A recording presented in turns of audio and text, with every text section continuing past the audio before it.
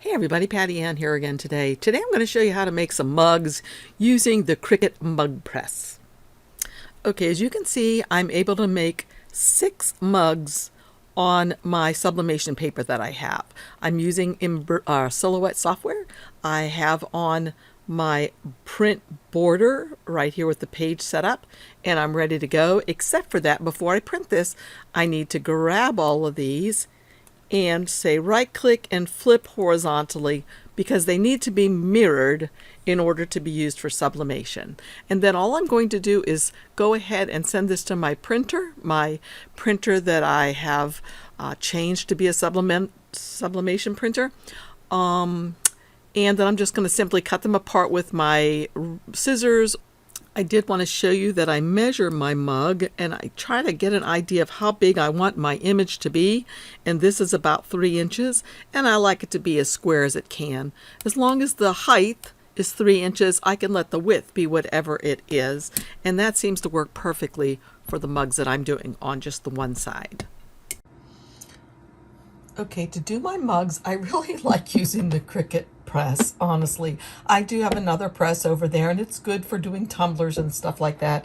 But this thing is just so clean and just so easy to use. I balked for a long time about investing in this because it seemed like it was quite expensive for what it does. But I really, really like it a lot. So anyway, here's my 3 stooges ready to be put onto my mug. Notice that, of course, as you know, I did mirror it.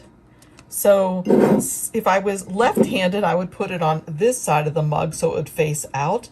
But since most of the people are right-handed, I'm going to put it on this side so that it shows out to people when they're using it to drink. And how do I sell them, you're wondering? Well, we have a local little restaurant down the street, and they've allowed me to just put some of my samples in there because, you know, I make so many samples so I can show you guys how to do things, and I'm just like overrun with these things. And I was like, what in the world am I going to do with all this stuff? So I asked Diane, the owner, if I could put some in her shop, and she said, sure. So basically, I'm just selling them down there. They're just sitting on the shelf, and people just buy them from me. Or in this case, they ordered them because I didn't have enough of these. Another one that is a real popular one. Well, let me stick this in here first. I have this set in. I like to have a little piece at the top and the bottom as well of the tape. This is not just regular old tape. This is a special tape that I buy from Heat Press Nation because it can withstand the heat. Okay, so then all you simply do is just put this down in here carefully like that, and then close it up. And I'm almost afraid I put that on the wrong side, but anyway, check that out. Now if you can see, maybe you cannot see yet, there are some lights lit up here. It's going to blink and go through all of those lights. When it's finished going through all of them, it'll make a sound and I'll know it's ready. In the meantime, I did want to show you one other mug that I had fun making. This one was not one of my best ones because the coloring is not as bright as I had hoped, but I had fun in Silhouette software finding all these images and then putting them together, just making a collage of all these comics that maybe if you're as old as me, you remember watching from when you were little. And the little sign by Yogi says, those were the days when we had these comics. Okay, I'll meet you back here when this is ready to take out. Okay, it's just about done. I wanted to show you that I do like to use this heat protective glove when I do this. Also, I wanted to let you know, as you probably noticed, I didn't put any other paper around this. But let's open this now. I open it slowly. Okay.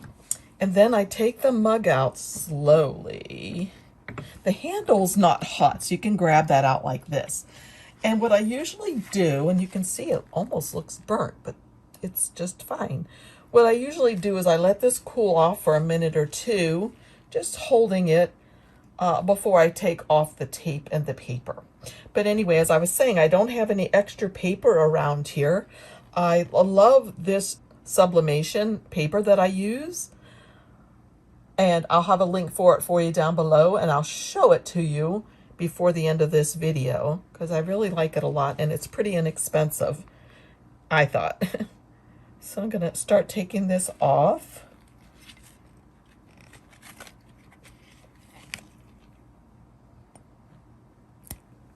Just start at one corner a little bit.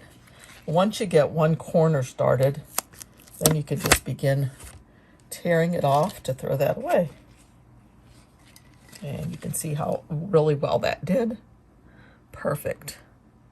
I still have some tape on here that I have to remove. Watch I don't burn my fingers. Another piece right here. Okay, and I think that's all. So didn't that turn out beautifully? Okay, this is the sublimation paper that I use, and I really like to use it. And there are some people that have complained about it because it's a little bit hard to tell which is the top, the printable side of the paper and which is not. They say if you turn it over like this, you can see that one side is a little more dull than the other. The other thing they suggest is to leave it in the package it comes in, and the printable side is the side that is face up right here in this printable package. And by the way, as far as cost goes, I got 100 sheets of this for $14.73. Thanks so much for joining me again on this quick little sublimation video. Don't forget to check out my links down below. Subscribe, hit the bell, and comment. I appreciate it. Bye-bye, y'all.